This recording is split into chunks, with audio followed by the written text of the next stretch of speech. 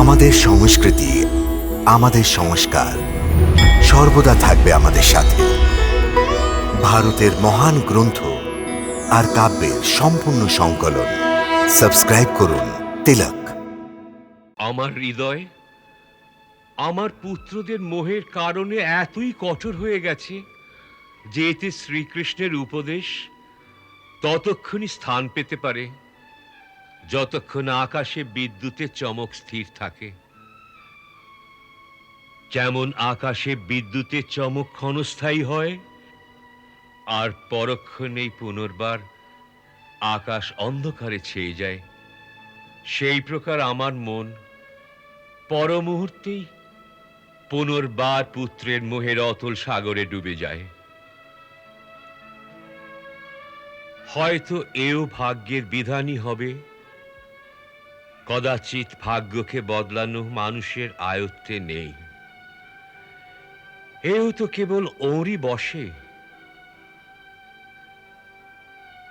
তাই ওকে বলবেন যে যা কিছু ঘটছে আর যা কিছু ঘটার সে সব তোমার ইচ্ছাতেই তো ঘটছে। তবে কোনো মানুষকে দোষী করছো কেন? প্রভু, তুমি তো সর্বজ্ঞ। বদলাতেই যদি চাও তবে বিধির বিধানকেই বদলে দাও। আমি বিধির বিধান বদলে দেব, আর উনি কোনো প্রচেষ্টা করবেন না। বাহ, দেখেছেন অক্রুর কাকা, মনুষ্যের অহংকার কত প্রবল হয় যে যদি স্বয়ং ভগবানও তাকে উপদেশ দেন তবু তার উপর কোনো প্রভাব পড়ে না। বাস্তবে এই অহংকারই মনুষ্যের সবচেয়ে বড় শত্রু। কারণ যতক্ষণ না সে অহংকারের সীমাকে পার করছে ততক্ষণ সে ভক্তির ক্ষেত্রে প্রবেশ করতে পারে না। আর যতক্ষণ ভক্তি নেই ততক্ষণ ভগবানের কথা কে শুনবে?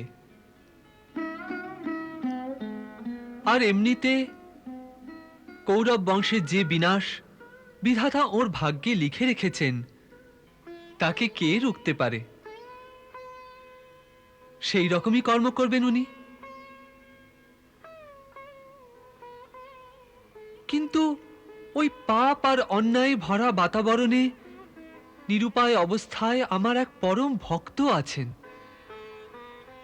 বিদুর। আমার কতবার ওর কথা মনে পড়ে আর ওর প্রতি দয়া হয় যে কি করে কেবল একটি ভুলের কারণে উনি ওই পঙ্কিলতার মধ্যে অবস্থান করছেন। এ তো বলুন যে সেখানে আমার প্রিয় বিদুর কি পরিস্থিতিতে আছেন? প্রভু, উনি তো আপনার পরম ভক্ত। রাজনীতির চেয়ে অধিক ওর মন যে আপনার শ্রীচরণে পড়ে আছে প্রভু। উনি আমার জন্য কিছু বলেছেন? কেবল এইটুকুই। আমার শুধু একটিই প্রার্থনা ওর নিকটে পৌঁছে দিন, যে তার এই দিন ভক্তের কথা যেন উনি না ভুলে যান। কর্তব্যের যে কঙ্কটময় পথের ওপর এখন আমি চলছি তাতে উনি আমার পথ প্রদর্শন সদা করতে থাকুন। আমি ওরই স্মরণে আছি।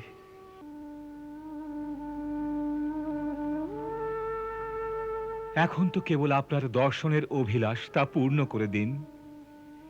এই বলতে বলতে ওর কণ্ঠ রুদ্ধ হয়ে যায় আর ভাবের আবেশে নয়ন থেকে অনর্গল অশ্রুপাত হতে থাকে।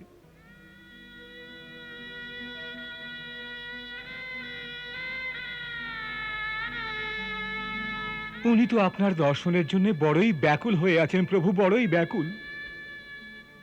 আমি ওর চেয়েও অধিক ব্যাকুল হয়ে আছি অক্রুর কাকা, আমার ধর্মরাজের দর্শনের জন্যে।